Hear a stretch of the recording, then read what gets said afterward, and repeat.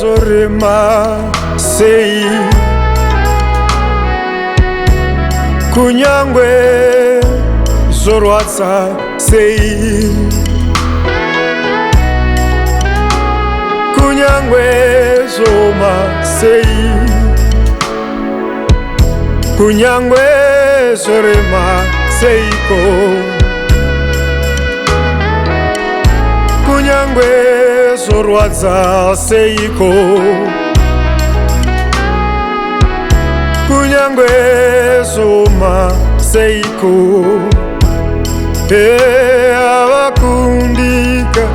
abakundika ne mwari wedu ari wadu abakundika ne mwari wedu oh mwari wedu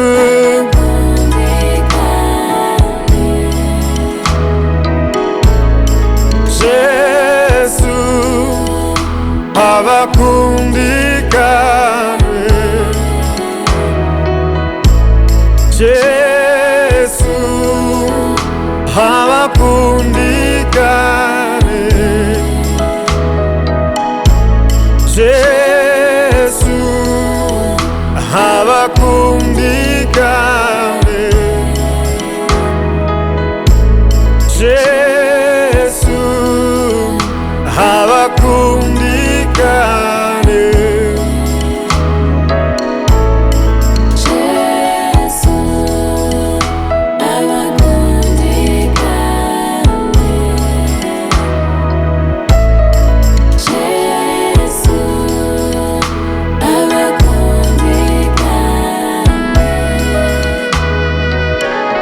Ndoda kuti makana ka Jesu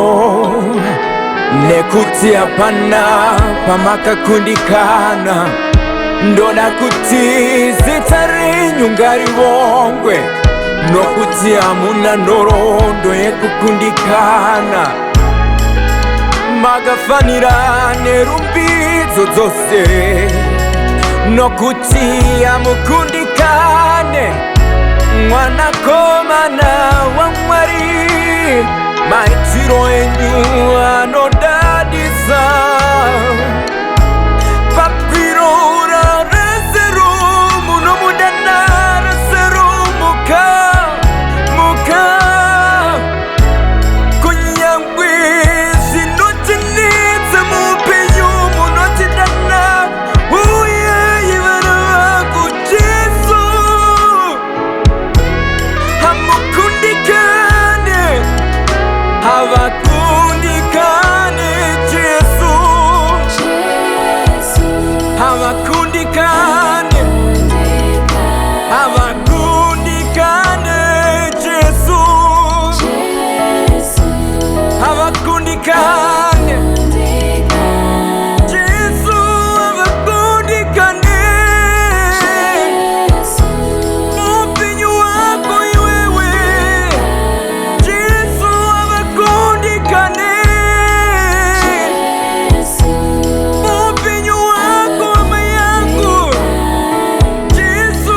havakundikane kundikane oh Jesu havakundikane baba wedu abakundikane Jesu abakundikane Jesu havakundikane kunyangwe zorwadza lekababo oshikababaha lenda yakababa usukumahande liande kabakahate ridadabo shikamahaya muri Jehova zoshamiza muri Jehova zoshamiza hakuna kafanana nemi muri Jehova hakuna kafanana nemi yemi mambo wemadzimambo ishe wamadzishe garisimudzwe zita renyu ngariwongwe pamusoro pamazita ose hakuna kafanana nemi muzita raJesu